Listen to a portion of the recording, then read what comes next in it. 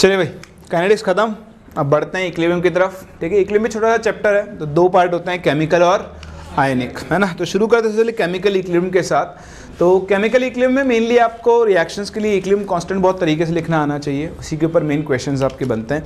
फिर हम देखेंगे कुछ स्पेशल फॉर्मूलेज यहाँ पर आएंगे, स्पेशल तरीके जिसके थ्रू आप रिएक्शंस के लिए इक्विलिब्रियम कांस्टेंट निकाल सकते हो।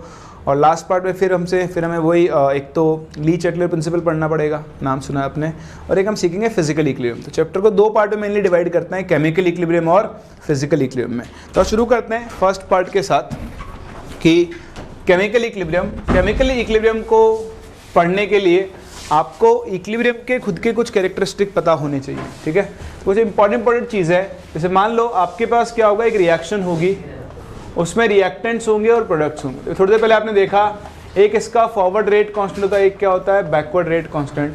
और बताओ इक्विलिब्रियम कांस्टेंट किसके इक्वल होता है, KF/KB के। ठीक है, तो कुछ छोटे छोटे पॉइंट्स हैं इक्विलिब्रियम में। आप चाहे रिएक्टेंट से शुरू करो। पहली बात तो इक्विलिब्रियम कौन सी रिएक्शंस में आता है, रिवर्सिबल रिएक्शंस में। कौन सी रिएक्शन में, इरिवर्सिबल में कभी भी इक्विलिब्रियम नहीं आ सकता।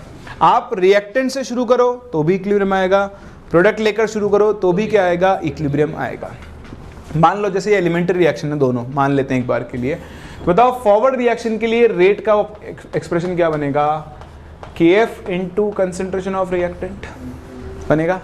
और बताओ बैकवर्ड रिएक्शन के लिए क्या बनेगा, KB into concentration of reactant बनेगा। तो अब यहाँ पर क्या होगा कि जब इक्विलिब्रियम आएगा उससे पहले की बात करते हैं। बताओ जैसे मान लो आपने रिएक्टेंट से शुरू किया, तो जैसे टाइम गुजरेगा, बताओ रिएक्टेंट की कंसेंट्रेशन क्या होने लग जाएगी, कम, क्योंकि वो किस में कन्वर्ट होगा, प्रोडक्ट में, और प्रोडक्ट की कंसेंट्रेशन क्या होगी, बढ़ेगी। तो बताओ अगर रिएक्टेंट की कंसेंट्रेशन टाइम के साथ साथ कम होगी तो KF तो सिर्फ किस पे डिपेंड करता है, टेम्परेचर पे। तो बताओ इस रिएक्शन की रेट भी क्या होगी, कम होगी। इसका मतलब जैसे से रिएक्शन आगे प्रोसीड करती है, बताओ फॉरवर्ड रिएक्शन की रेट हमेशा क्या होती है, डिक्रीज, और बैकवर्ड रिएक्शन की रेट क्या होती है, इंक्रीज। जैसे काम करते हैं, टाइम ले लो यहाँ पर, रेट और टाइम ग्राफ। तो फॉरवर्ड रिएक्शन रेट टाइम के साथ साथ क्या होती जाएगी, कम होती जाएगी। बैकवर्ड रिएक्शन, क्योंकि प्रोडक्ट की कंसेंट्रेशन टाइम के साथ साथ बढ़ती है, ये बढ़ेगा, तो बताओ रिएक्शन की रेट भी क्या होगी, बढ़ेगी। तो शुरुआत में प्रोडक्ट 0 था, तो बताओ बैकवर्ड रिएक्शन की रेट भी क्या होती है, 0। टाइम के साथ साथ ये बढ़ती है, और दोनों जब इक्विलिब्रियम आता है तो दोनों क्या हो जाती है, इक्वल हो जाती है। इस पॉइंट के बाद RF इज इक्वल्स टू क्या हो चुका है, RB, मतलब सिस्टम कहाँ पर आ चुका होगा, इक्विलिब्रियम में आ चुका होगा। बोलो ये बात समझ में आती है। तो एक ग्राफ आपको अच्छे से पढ़ना आना चाहिए। ये ग्राफ है रेट ऑफ रिएक्शंस और टाइम के बीच में, ये रेट ऑफ फॉरवर्ड रिएक्शन है और ये रेट ऑफ बैकवर्ड रिएक्शन। चलिए इसी के साथ हम ग्राफ बनाते हैं बिटवीन कंसंट्रेशन एंड टाइम। किस किस के बीच में, तो अगर हम कॉन्सेंट्रेशन और टाइम के बीच में ग्राफ बनाएं तो देखो टाइम के साथ साथ रिएक्टेंट की कॉन्सेंट्रेशन क्या होती है, डिक्रीज, और प्रोडक्ट की कॉन्सेंट्रेशन क्या होती है, इंक्रीज। और जब इक्विलिब्रियम आता है तो दोनों बराबर नहीं होती है, कांस्टेंट हो जाती है। क्या हो जाती है, और जहां दोनों कांस्टेंट हो गई वहां पर सिस्टम क्या अटेन कर चुका होगा, इक्विलिब्रियम। तो समझने की बात यह है कि ये पॉइंट है जहां कंसेंट्रेशन इक्वल हुई है, इसका कोई मतलब नहीं है। इंपॉर्टेंट क्या होता है, इक्विलिब्रियम कब आता है, जब दोनों की कंसेंट्रेशन क्या हो जाती है, कांस्टेंट हो जाती है। समझ रहे हो मेरी बात को। तो इक्विलिब्रियम पर रेट्स इक्वल होती हैं, लेकिन रिएक्टेंट की कॉन्सेंट्रेशंस क्या हो जाती हैं, कांस्टेंट हो जाती है। ये चीज़ आप समझ सकते हैं। फिर थर्ड एक इंपॉर्टेंट जो आपको यहाँ पे समझनी होती है, अच्छा ये ग्राफ कट कर भी सकते हैं, नहीं भी कर सकते हैं, वो डिपेंड करता है कि इक्विलिब्रियम कब आया है। मतलब मान लो 10% कंप्लीशन पे आ गया, 20% पे आ गया, 50% पे आया, 80% रिएक्शन कंप्लीट हो गई, तब इक्विलिब्रियम आया है। तो इक्विलिब्रियम कब आया है उसके ऊपर वो डिपेंड करता है। ये आप लोगों ने सुना होगा, केमिकल इक्विलिब्रियम नेचर में डायनामिक होता है। उसका मतलब देखो, जब इक्विलिब्रियम आएगा तो आने की forward reaction rate backward reaction rate क्या हो चुकी होगी, बराबर। यानी जिस रेट से रिएक्टेंट जा रहा होगा उसी रेट से प्रोडक्ट्स वापस भी आ रहा होगा। तो रिएक्टेंट और प्रोडक्ट की कंसेंट्रेशन में आपको कोई चीज़ दिखाई। मैं आपको एक सिंपल सा एग्जांपल लेके देता हूँ, ये मेरा पेटेंट एग्जांपल है। ये एक पानी का डब्बा है, यहाँ पे आपने पानी आ रहा है at the rate of 3 metre cube per second. यहाँ से पानी जा रहा है at the rate of 3 metre cube per second.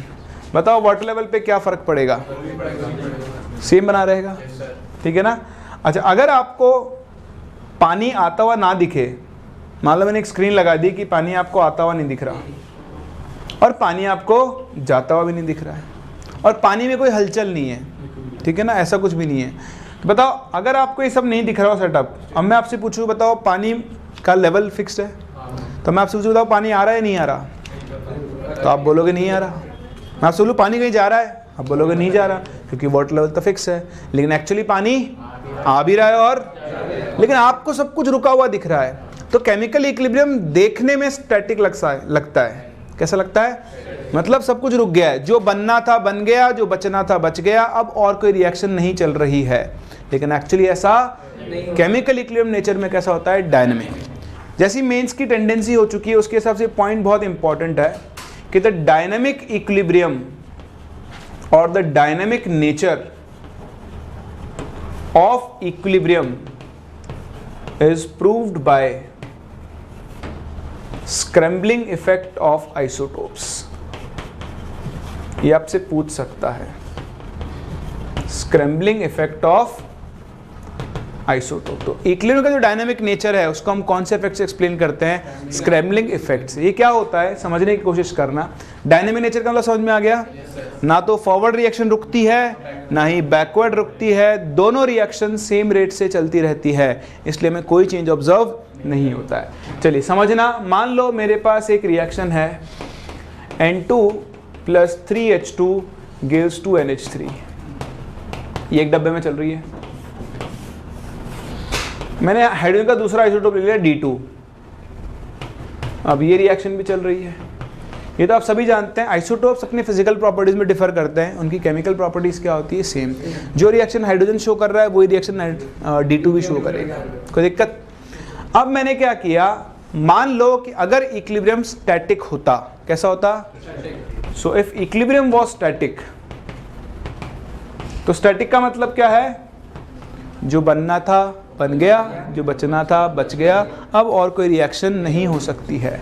बताओ उस केस में आपको जो प्रोडक्ट मिलते हैं वो कौन कौन होते हैं? N2, H2, NH3, ND3 and D2, ये 5 प्रोडक्ट मिलने चाहिए।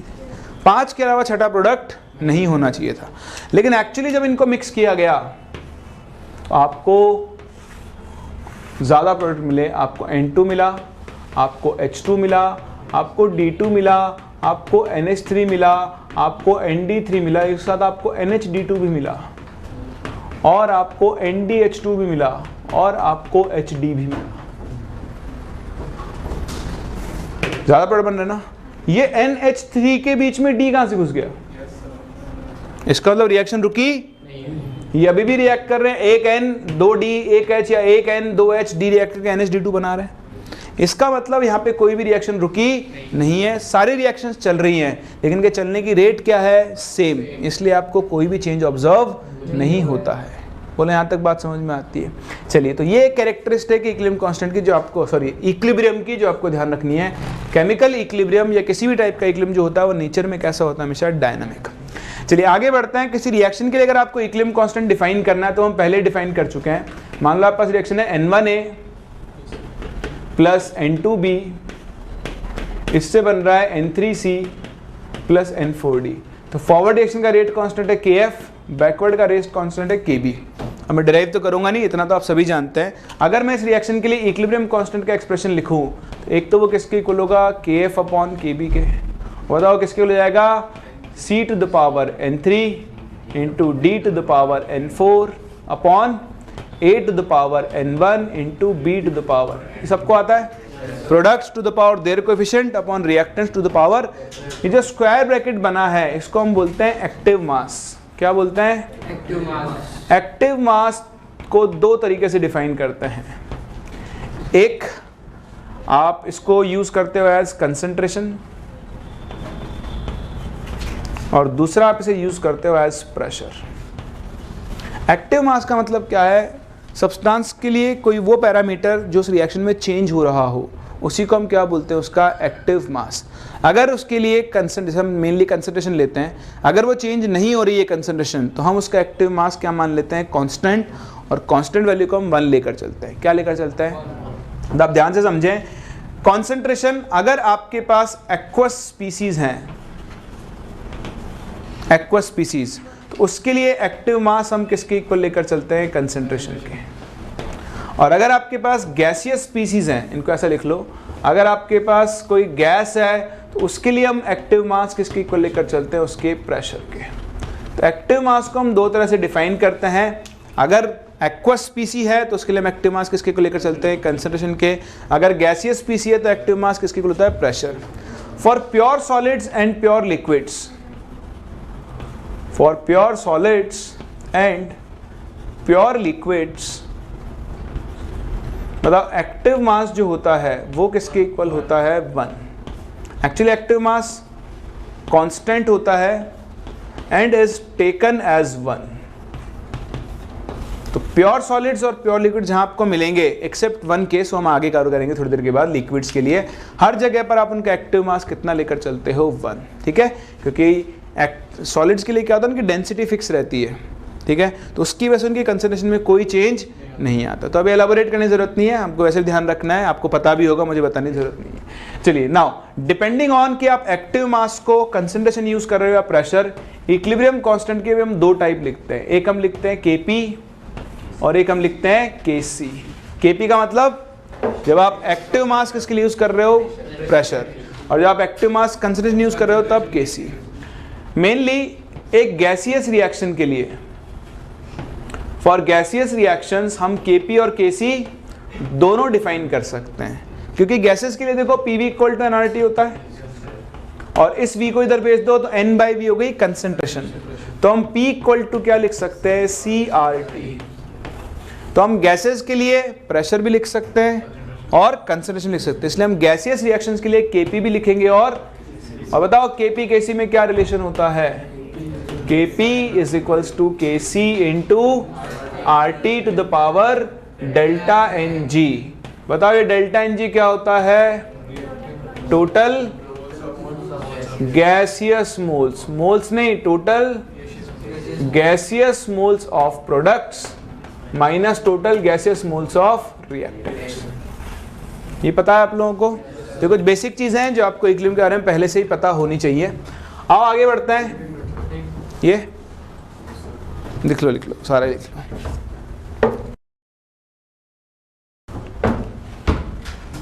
चलिए, तो अब देखें अलग अलग रिएक्शंस के। अभी आप देखना न्यूमेरिकल्स पे आएंगे जब हम सारे कर लेंगे हम लोग, अभी तो हम सिर्फ थ्योरेटिकल चीज सीख रहे हैं जो जो हमको यहाँ पे इंपॉर्टेंटली पता होनी चाहिए। देखिए नेक्स्ट, अलग अलग रिएक्शंस के लिए Kp Kc लिखना सीखते हैं। जैसे मान लो आपके पास एक ये रिएक्शन है, इनको हम बोलते हैं हेट्रोजीनियस रिएक्शंस। कौन सी रिएक्शंस, देखो मान लो टूट करना है CaO solid plus CO2 gas. बताओ इसके लिए Kp लिखूंगा या Kc, तो गैस इन्वॉल्व है ना यहाँ, बाकी सारे सॉलिड हैं, इसके लिए आप Kp Kc दोनों लिख सकते हो। ठीक है, बताओ Kc किसके इक्वल बनेगा, कंसंट्रेशन ऑफ CO2। ये सॉलिड 1 लेना है तो लो ही मत, है ना। अब बताओ Kp किसके इक्वल बनेगा, प्रेशर ऑफ CO2, खत्म। बताओ इस रिएक्शन के लिए Kp इक्वल टू क्या बनेगा relation, Kc into RT to the power, ये सॉलिड तो काउंट ही नहीं करना, total gases moles of products minus total gases moles of reactants. चलिए, उसके अलावा अगर आपके पास एक होमोजीनियस गैसियस फेज रिएक्शन हो, मान लो 10 N2 gas plus 3H2 gas gives 2NH3 gas. बताओ Kp लिखूंगा Kc, दोनों लिख सकता हूं, है ना। तो बताओ Kc किसके इक्वल बनेगा, concentration of NH3 whole square upon concentration of N2 into concentration of H2 to the power 3। बताओ Kp pressure of NH3 whole square upon pressure of N2 into pressure of H2 to the power 3। तो दिखता है। अब बताओ यहाँ पर भी Kp equal to क्या बन जाएगा, Kc into RT to the power -2। Total gases moles of products 2 minus total gases moles of reactants कितने हैं, 4। कर सकते हैं। थर्ड टाइप ऑफ रिएक्शन, इनमें आप ध्यान दें that when a liquid act as solvent, तो देखिए सॉल्वेंट को हम जनरली किस में मानकर चलते हैं, एक्सेस में। किस में मान के चलते हैं, और जो एक्सेस में होता है उसकी कंसंट्रेशन चेंज नहीं होती, ठीक है। So when a liquid act as a solvent, its active mass is taken as 1। उस केस में उसका एक्टिव मास कितना लेकर चलते हैं, 1 लेकर चलते हैं, ठीक है। जैसे हम देख रहे हैं बहुत इंपॉर्टेंट रिएक्शन है, वरना आप गलती कर देंगे इनमें।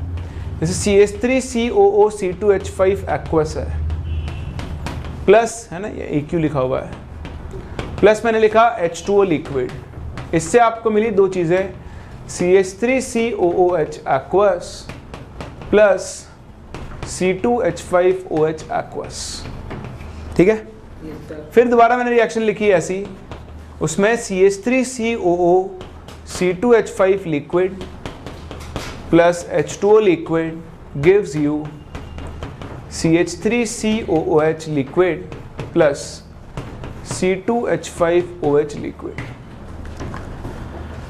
देखो यहां पर सब एक्वस है। बताओ एक्वस का मतलब क्या होता है, सोल्यूशन इन पानी, सोल्यूशन इन वाटर, मतलब वाटर इसी तरह काम कर रहा है, सॉल्वेंट। यहाँ पर सबके सब क्या है, लिक्विड, यहाँ कोई सोल्यूशन नहीं है, सबके सब क्या है, प्योर लिक्विड से। तो ये एक स्पेशल केस है, बाकी सब जगह आप लिक्विड एक्टिव मास कितना लेकर चलते हो, 1। तो यहाँ पर लिक्विड यानी वाटर सॉल्वेंट की तरह काम कर रहा है, तो इसका एक्टिव मास आप कितना लोगे, 1।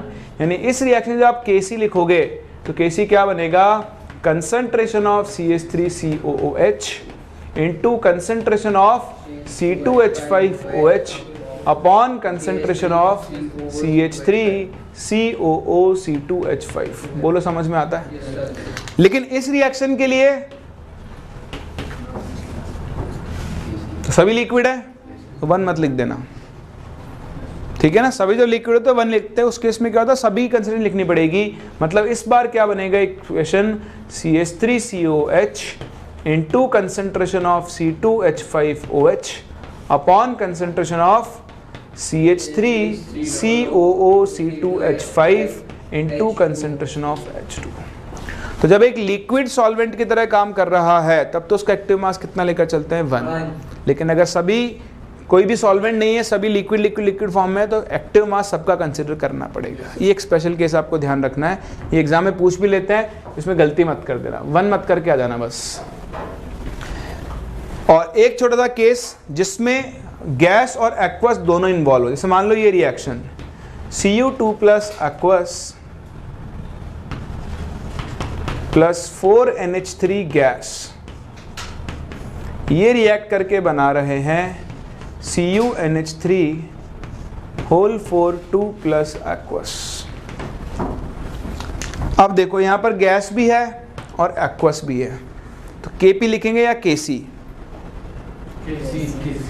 इस केस में लिखते हैं KPC। KPC मतलब जो गैस उसका प्रेशर और जो एक्वस उसका कंसंट्रेशन। तो बताओ इक्वेशन क्या बन जाएगा आपका, CuNH3 whole 4 2 plus upon concentration of Cu2 plus into pressure of NH3 to the power. ये चीज़ आपकी इलेक्ट्रोकेमिस्ट्री में ज़्यादा काम में आती है, ठीक है ना। बट आपको आइडिया होना चाहिए कि जब दोनों इन्वॉल्व है तो आप जो गैस है उसका प्रेशर लोगे और जो एक्वस है उसका क्या ले लोगे, कंसंट्रेशन। बोले यहाँ तक कहानी समझ में आती है। चलिए, तो इस तरह से हम अलग अलग रिएक्शंस के लिए Kp और Kc लिख सकते हैं। तो इन पे कभी कभी छोटे छोटे क्वेश्चंस बन जाते हैं। इसमें एक पहला क्वेश्चन आपसे पूछूं, है ना, इनमें थोड़ा बारीकी से आपको देखना होता है, बाकी क्वेश्चन बड़ा आसान है कि for which of the following Kp is less than Kc and Kp is greater than Kc। मैं आपसे कुछ रिएक्शन लिख रहा हूं, जैसे पहली रिएक्शन है ये कि 2NH3 gas gives N2 gas plus 3H2 gas. Second है ना, एट टेम्परेचर दिया मैंने आपको 27 डिग्री सेल्सियस। सेकेंड रिएक्शन हो गई, मान लो आपके पास N2 gas plus O2 gas gives 2NO gas. Third reaction है PCl5 gas gives PCl3 gas plus Cl2। तो आपको ये बताना है कि इनमें से किस रिएक्शन के लिए Kp Kc से बड़ा और Kp Kc से छोटा होगा।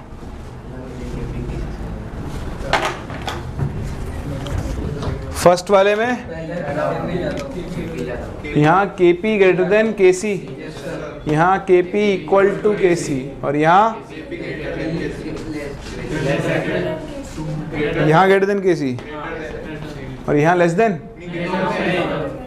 चलिए बड़े आसान है भाई, Kp इक्वल टू क्या होता है, Kc into RT to the power delta n होता है।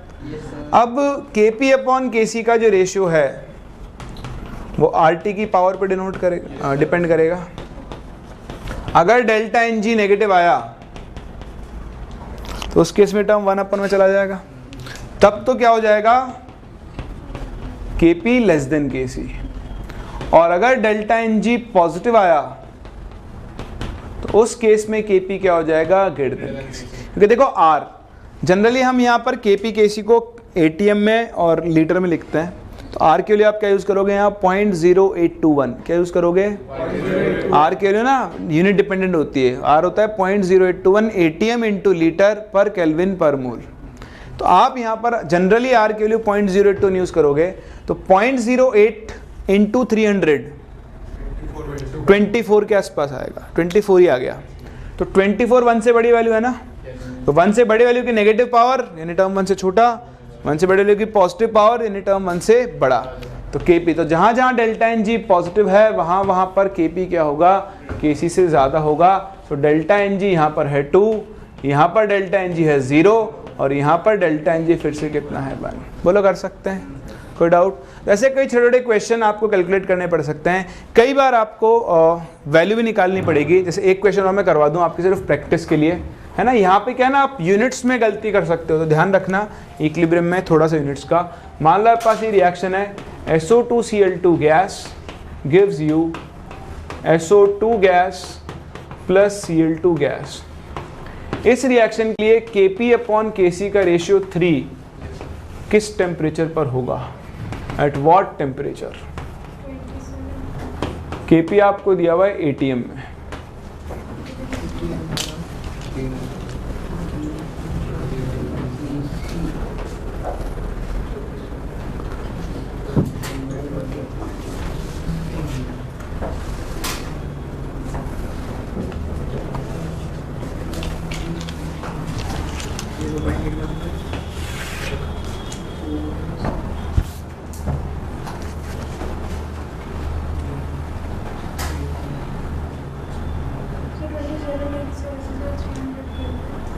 मुझे तो निकालना है टेम्परेचर। 300 के लिए बता रहे हो आंसर, देखते हैं, पता नहीं।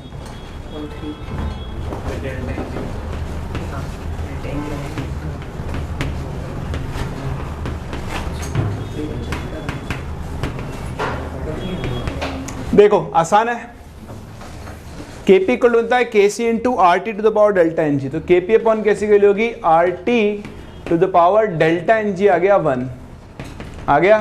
सो 3 इक्वल टू R के लिए हो गई 0.0821, या फिर आप चाहो तो इसे 1/12 लिख सकते हो अप्रोक्सीमेटली। इतना तो आप लोगों ने सीखा हुआ होगा। भेज दो इधर, बताओ टेम्परेचर कितना आ जाएगा, 36 केल्विन। तो इसमें डेल्टा Ng कैसे निकालना? 1 मोल 2 mole of products minus 1 mole of react. Doubt हो पूछ लेना भाई, मन में मत रखना, क्योंकि इसके बाद फिर मौका नहीं है दूर करने का, है ना। जो भी आपके मन में डाउट आए पूछते हुए चलना। फिर देखें एक और छोटा सा टाइप ऑफ क्वेश्चन, कभी कभी इन पे, और ये बहुत जनरल कॉमन क्वेश्चंस होते हैं। इसमें क्या होता है, हर रिएक्शन के जब आप इक्विलिब्रियम कांस्टेंट लिखते हो, ठीक है, तो पहली बात मैं बता दूं, इक्विलिब्रियम कांस्टेंट मेनली किस पर डिपेंड करता है, टेम्परेचर पे, लेकिन साथ ही साथ वो रिएक्शन को लिखने के तरीके पर भी डिपेंड करता है। मान लो आपके पास एक रिएक्शन थी A goes to B, इसका इक्विलिब्रियम कांस्टेंट था K1, और आपने इस रिएक्शन को उल्टा कर दिया, रिवर्स्ड, तो अभी बन जाएगी B goes to A। इसका इक्विलिब्रियम कांस्टेंट क्या हो जाएगा, इनवर्स। सीखा हुआ है। अगर आपके पास कोई रिएक्शन है और आपने इसको मल्टीप्लाई कर दिया किसी नंबर n से, रिएक्शन बन जाएगी Na गिव्स Nb, तो इसका इक्विलिब्रियम कांस्टेंट भी क्या हो जाएगा, इसकी पावर। ठीक। दूसरी चीज, अगर आपने दो रिएक्शंस को ऐड किया है, एडेड, तो उनके K क्या होंगे, गेट मल्टीप्लाइड। और अगर आपने उनको सब्ट्रैक्ट किया है तो उस केस में क्या होगा, डिवाइड। ये सभी को पता है। तो इसके ऊपर बेस्ड वो कई बार आपको रिएक्शन दे देता है 2-3, उन रिएक्शंस को जोड़ तोड़ कर आपको एक नई रिएक्शन बनानी होती है और उसका इक्विलिब्रियम कांस्टेंट पता करना होता है। फॉर एग्जांपल देखें ये reactions, N2 + 3H2 gives 2NH3, इसका इक्विलिब्रियम कांस्टेंट है K1। Second, N2 + O2 gives 2NO, equilibrium constant है K2। And then H2 + ½ O2, equilibrium constant कितना है, H2O K3। ठीक है, आपको निकालना है K equilibrium for this reaction.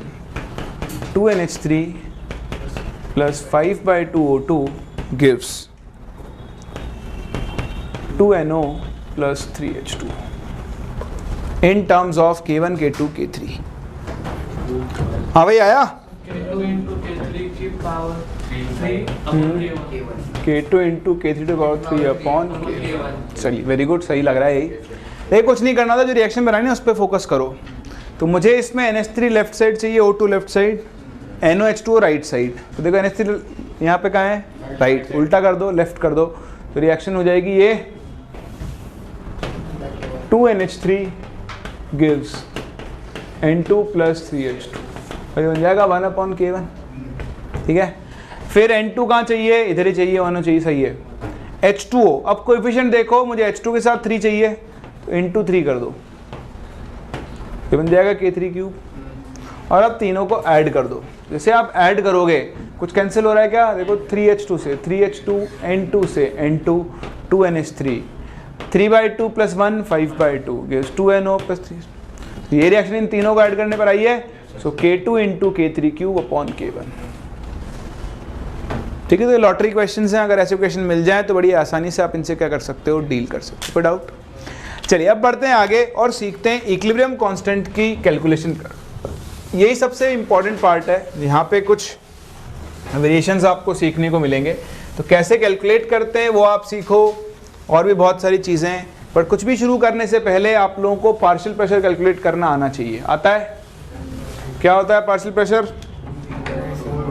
किसी भी एक मिक्सचर में किसी गैस का प्रेशर जो होता है उसी को हम क्या कहते हैं, उसका पार्शियल प्रेशर। पार्शियल प्रेशर का कोई फॉर्मूला पढ़ा है? वेरी गुड, बोलो, mole fraction into total pressure. सबने पढ़ा है, और जिनने नहीं पढ़ा उनके लिए आज से यही फॉर्मूला है। ठीक है, तो किसी भी गैसेस मिक्सचर में अगर आप किसी एक गैस का पार्शियल प्रेशर निकालना है तो उसके मोल फ्रैक्शन को आप किससे मल्टीप्लाई कर दो, टोटल प्रेशर। ध्यान से देखना, मैं आपको कुछ और भी सिखाऊंगा इसके अंदर। तो मान लो आपके पास एक गैसियस मिक्सचर है, उस मिक्सचर में 3 गैसेस हैं, A, B और C। A के मोल्स हैं Na, B के मोल्स हैं Nb और C के मोल्स हैं Nc। मान लो टोटल प्रेशर है P, कितना है? बताओ partial pressure of gas A कितना होगा? तो moles of A upon Na plus Nb plus Nc into P, यही लिखोगे? किसी को डाउट इसमें? B का प्रेशर क्या होगा? Nb upon this. अच्छा, अब इसको थोड़ा दूसरे तरीके से देखते हैं, मैथ्स के तरीके से।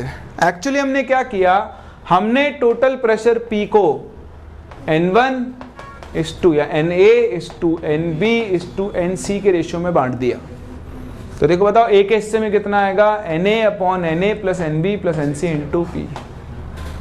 B के हिस्से में, तो आप इसको ऐसे ही ध्यान रखना है, बहुत काम का टूल है, आपको कई क्वेश्चन में बहुत तेज़ी से आंसर दे देगा कि किसी भी गैसियस मिक्सचर का जो टोटल प्रेशर है वो गैसेस के मोल्स के रेशियो में डिवाइड होता है। किसके रेशियो में डिवाइड होता है? अच्छा बताओ, Nb और Nc अगर सेम हो तो दोनों का पार्शियल प्रेशर भी क्या आएगा? तो दो गैसेस के अगर मोल्स सेम है तो उनके प्रेशर्स भी क्या होंगे? सेम। उनकी कंसंट्रेशन भी क्या होगी? सेम। बोले चीज़ समझ में आ रही है? दो छोटे छोटे पॉइंट आपको ध्यान रखने जिनको हम क्वेश्चंस के अंदर यूज़ करेंगे कि प्रेशर हमेशा किसके रेशियो में डिस्ट्रीब्यूट होता है? मोल्स के रेशियो में। अब हमारे पास अलग अलग तरह की रिएक्शंस होंगी। जैसे पहली रिएक्शन की मैं आपसे बात करूँ, मेरे पास रिएक्शन है 2HI गैस डिसोसिएट होकर बना रहा है ये H2 gas plus I2 gas. इस रिएक्शन के लिए डेल्टा Ng की वैल्यू कितनी है? 0। Kp और Kc हम दो तरीके से कैलकुलेट करते हैं, एक मोल मेथड से और एक करते हैं डिग्री ऑफ डिसोसिएशन मेथड। किससे करते हैं? Degree of dissociation. तो मोल मेथड में क्या होगा? आपको मोल्स देगा। तो देखो हम शुरुआत करते हैं, मैं बिल्कुल बेसिक सिखा रहा हूँ आपको।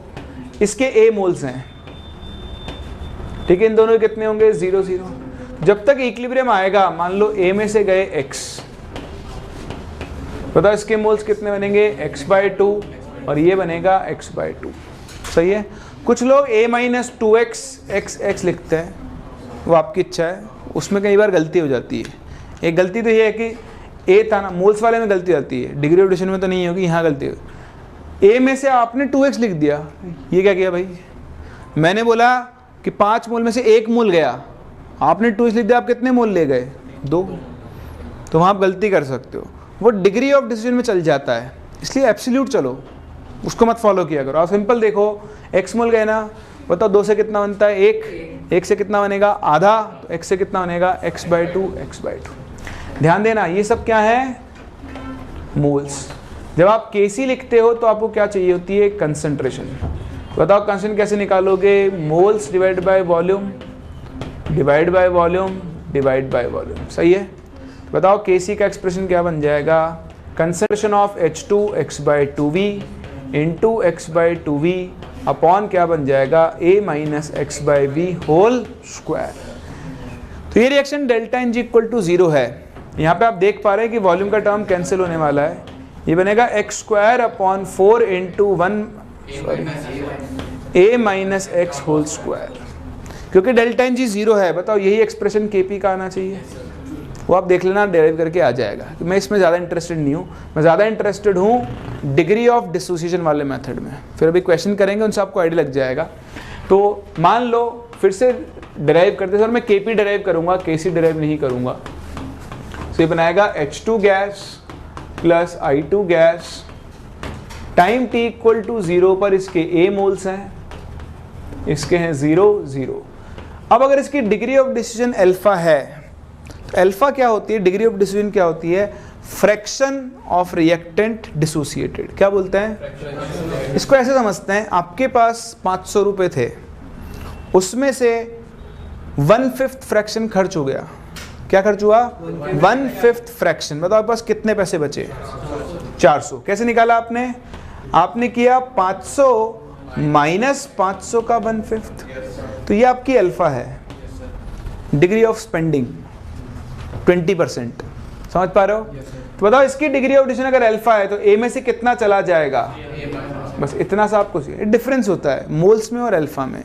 अगर अल्फा मोल्स हैं तो मैं सिर्फ A माइनस अल्फा लिखता। अगर अल्फा डिग्री ऑफ डिसोसिएशन है तो मैं A माइनस A अल्फा। समझ पा रहे हो मेरी बात को? बताओ इसके A अल्फा से कितना बनेगा? A अल्फा/2 A alpha. अब आपको निकालना है, Kp लिखना है तो सबके पार्शियल प्रेशर चाहिए। तो पार्शियल प्रेशर निकालने के लिए ये इंपॉर्टेंट है, आपको सबसे पहले इक्विलिब्रियम के टोटल मोल्स निकालने पड़ेंगे। So this plus this plus this, वो आ जाएगा A आएगा। तो बताओ इसका पार्शियल प्रेशर क्या हो जाएगा? इसके moles upon total moles into total pressure. बताओ इसका पार्शियल प्रेशर क्या होगा? इसके moles upon total moles into, बताओ दोनों के मोल्स सेम है तो दोनों का पार्शियल प्रेशर भी क्या आएगा? सेम।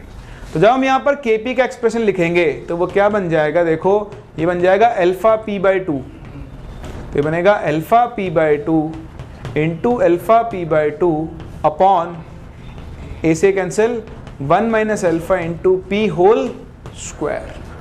देखो p स्क्वायर से p स्क्वायर गया, Kp इक्वल टू क्या बन जाएगा? Alpha square upon 4 into 1 minus alpha whole square.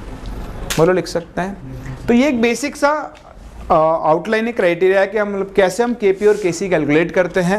और यहाँ डेल्टा Ng 0 है तो Kp Kc दोनों की वैल्यू क्या आने वाली है? सेम। चलिए एक तो छोटे मोटे क्वेश्चन कर लेते हैं पहले इस टाइप के ऊपर, फिर अगले टाइप पे मूव करेंगे।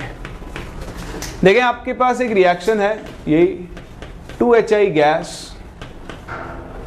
ऐसे करते हैं, ऐसे इसको लेते हैं, ऐसे H2 gas plus I2 gas gives you 2HI gas. ठीक। ऑन स्टार्टिंग विद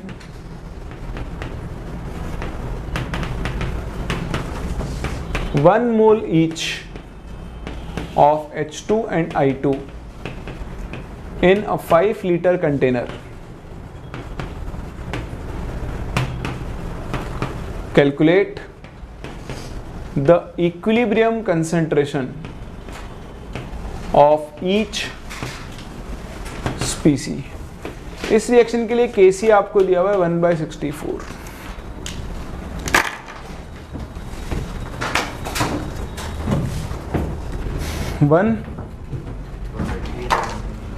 देखते हैं, लोचा नहीं हो गया तो डेटा में मेरे साथ बड़ी दिक्कत है। नेगेटिव आ रहा है पक्का? इसको 64 करो अगर नेगेटिव आ रहा है तो। अगर वैल्यू नेगेटिव दिख रही है तो इसको 64 से सॉल्व करो। अल्फा नेगेटिव आ रहा है। हाँ अगर आ रहा है तो मैं देख लेता हूँ, हो सकता है डेटा मिसमैच हो गया हो। आप कंसेप्ट समझें, एक छोटी चीज़ पे ध्यान देना है जिसमें आप अगर आगे एग्जाम में तो गलती कर सकते हैं। इन दोनों के 1 मोल लिए थे मैंने। 1 में से कितना गया x, 1 में से गया x, ये कितना बनेगा 2x। ठीक है, divide by volume, divide by volume, divide by volume. तो अभी तो क्या ये मोल्स हैं, तो आप जब Kc लिखोगे तो ये बन जाएगा 2x अपॉन 1 माइनस x का होल स्क्वायर।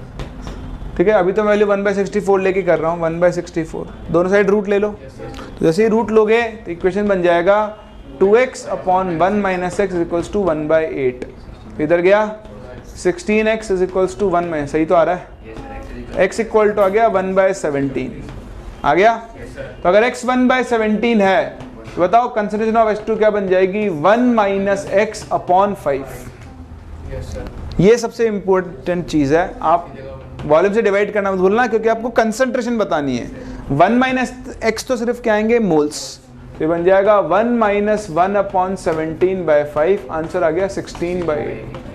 H2 और I2 की कंसंट्रेशन सेम होगी, यहीं से आप HI की भी कैलकुलेट कर सकते हो, कर सकते हैं। हाँ जो भी आएगी वो आप देख लेना, कोई दिक्कत नहीं है। चलिए अब बढ़ते हैं आगे। जैसे मैंने इस रिएक्शन के लिए डिराइव किया, आप किसी भी गिवन रिएक्शन के लिए Kp और Kc कैलकुलेट कर सकते हो। तो देखें, मैं रिएक्शन लेके चल रहा हूँ जिनका डेल्टा एन जी 1 होता है, वेरी इंपॉर्टेंट। यहाँ मैं आपको कुछ याद रखने को कहूँगा, अगर आप याद रख लेंगे तो आप बाकी दुनिया से 50% फास्ट चल रहे होंगे कैलकुलेशंस के अंदर। ठीक है, 2 Kp के वैल्यूज बताऊँगा, वो सबसे कॉमन है, मैक्सिमम यूज़ होती है इसलिए।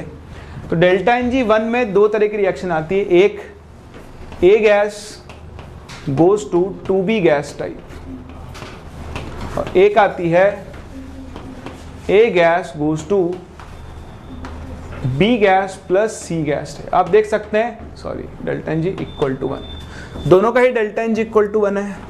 2 माइनस 1 1, 2 माइनस 1 1, सही है। इस रिएक्शन के लिए जब आप Kp लिखोगे, Kc नहीं, Kc तो आपको लिख के देखना पड़ेगा, Kp का फॉर्मूला बनेगा 4 alpha square P upon 1 minus alpha square. वो आप डिराइव करके देख सकते हो।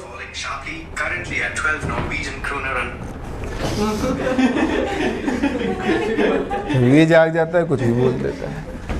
बताओ इस रिएक्शन के लिए Kp किसके इक्वल होगा, ये बनेगा अल्फा स्क्वायर P, इसलिए जाग गया था ये, 1 माइनस अल्फा स्क्वायर, सही है।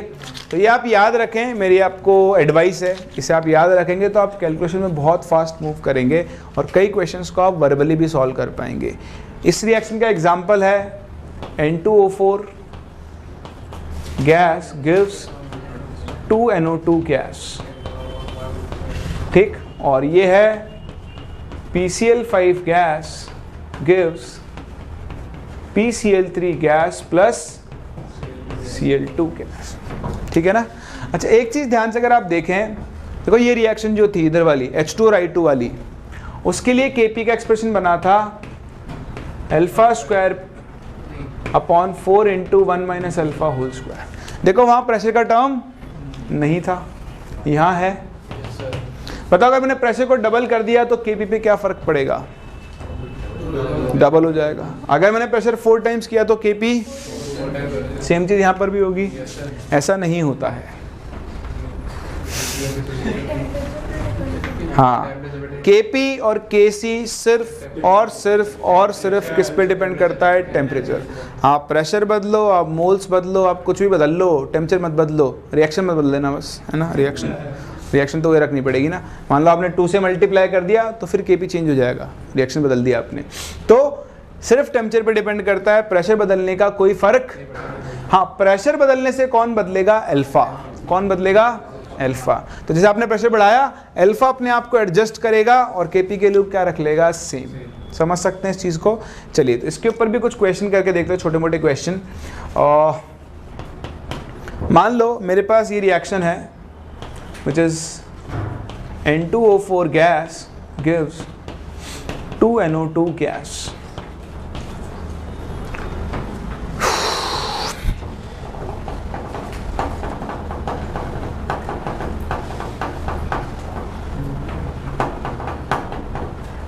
तो इसके लिए degree of dissociation of N2O4 is 0.25.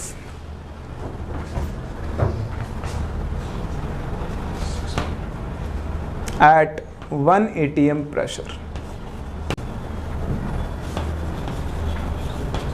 What will be its degree of dissociation at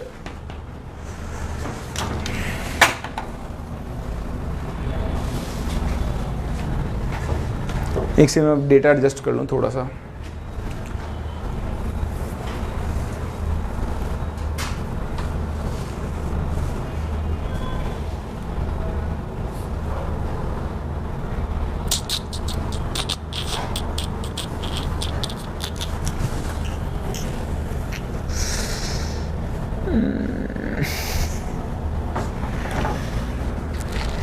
data नहीं होता तो बड़ी दिक्कत हो जाती है।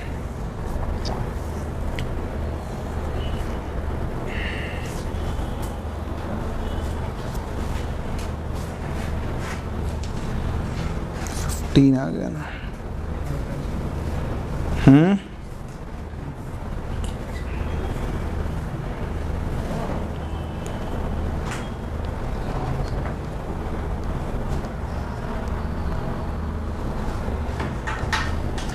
चलो 0.2 ATM ले लो।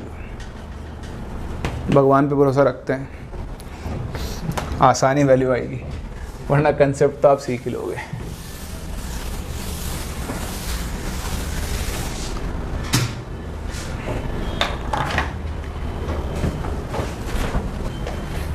वन बाई टू आ रहा है। देखो कुछ नहीं करना, आपको क्या करना है, सिर्फ Kp1 को Kp2 के इक्वल करना है। तो Kp1 कितना हो गया? 4 alpha 1 square P1 upon 1 minus alpha 1 square is equals to 4 alpha 2 square P2 upon 1 minus alpha 2 square. 4 से गया 4। अल्फा 1 कितना है? 0.25। 0.25 को 1/4 लिख सकता हूँ। ये बन गया 1/16, 1 माइनस 1/16 तो बन गया 1/15 इंटू इनिशियल प्रेशर था 1 इक्वल टू अल्फा 2 स्क्वायर आपको निकालना है और आपने प्रेशर कितना कर दिया? 0.2। इधर आएगा। So 1 minus alpha 2 square is equals to 3 alpha 2 square. तो अल्फा 2 के लिए हो जाएगी 1/2 0.5। अरे वाह, देखा भगवान पे भरोसा करने से कितना अच्छा काम होता है। पेपर में अच्छा है ना भगवान के भरोसे ज़्यादा अच्छा काम हो गया, परमानेंट इलाज हो गया। सही है। देखें अगला क्वेश्चन।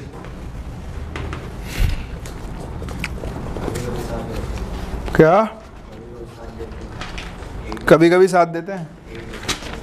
नहीं, आप पूरा भरोसा रखो तो साथ देते हैं पूरा।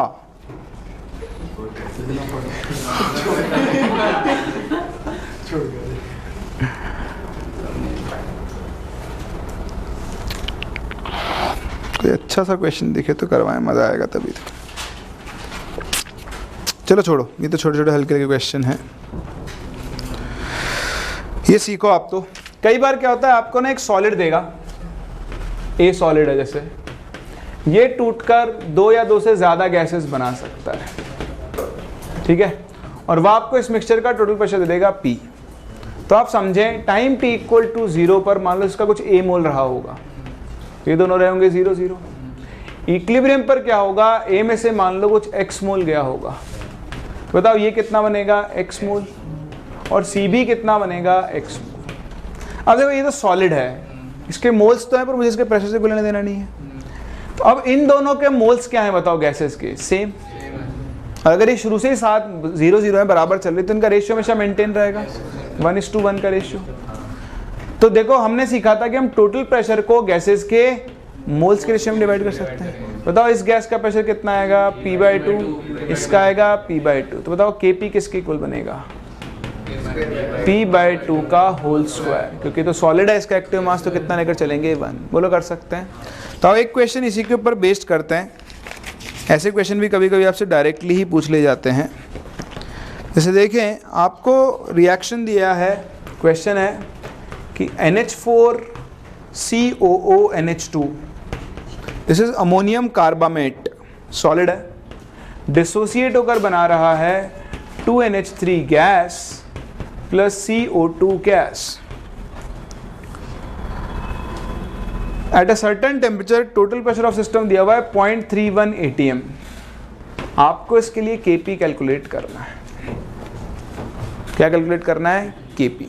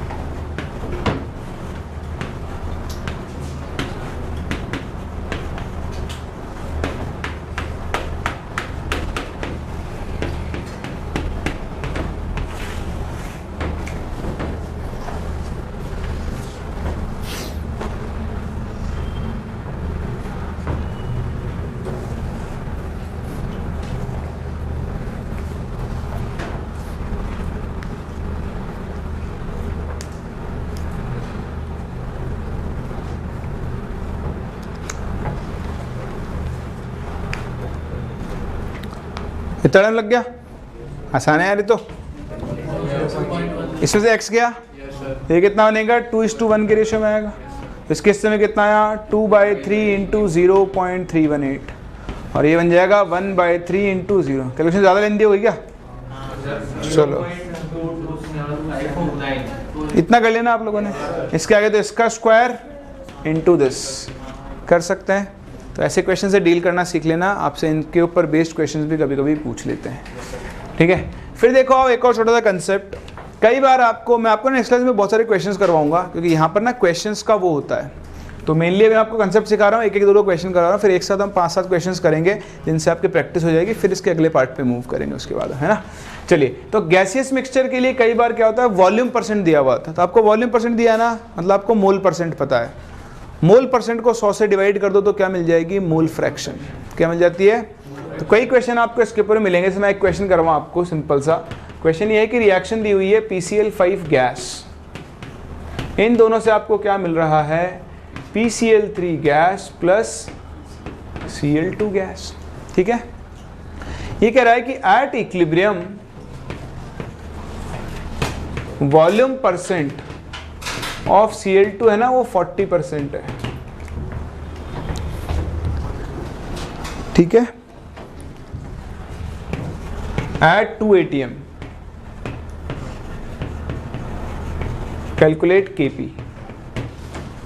आपको रिएक्शन के लिए Kp कैलकुलेट करना है, करो। देख बड़े आसान सा क्वेश्चन है, इसको आपको बहुत सिंपल से सॉल्व कर सकते हो, बहुत सिंपल तरीके से समझना कंसेप्ट को। मान लो ये A है, A में से कितना गया होगा x, ये बनेगा x, दोनों के मोल सेम आएंगे।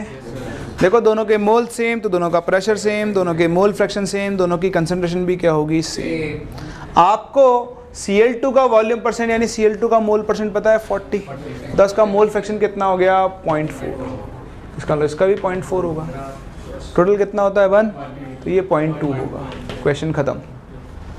बताओ टोटल प्रेशर कितना है 2 atm, तो इसका प्रेशर होगा mole fraction into total pressure, mole fraction into total pressure, mole fraction total. तो ये बन गया 0.4, ये बन गया 0.8 ATM, ये बन गया 0.8 ATM। बताओ KP किसके इक्वल होगा? 0.8 इंटू 0.8, हाँ, अपॉन 0.4। तो आंसर आ गया 1.6। 16 नहीं आएगा, तो बहुत है -1 लाने के लिए ना, एक बिंदु का डिफरेंस तो बहुत होता है, समझ सकते हैं। तो वॉल्यूम परसेंट कभी भी दिया हो, मतलब वो क्या पता है? मोल परसेंट पता है। चलो एक और छोटा सा लास्ट कंसेप्ट, प्रेशर के टर्म्स में। कई बार आपको गैसियस रिएक्शंस दी हुई, तो गैसेस के लिए आप प्रेशर को किसकी तरह ट्रीट कर सकते हो? मोल्स की तरह। किसकी तरह ट्रीट कर सकते हो? सो अगेन ये एक और छोटा सा कंसेप्ट है कि फॉर गैसियस रिएक्शंस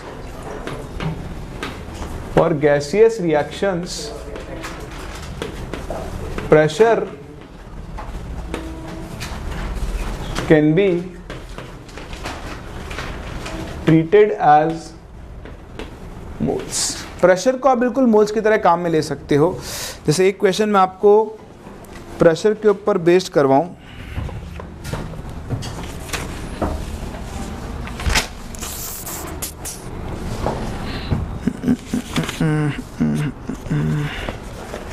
चलो यही कर लो,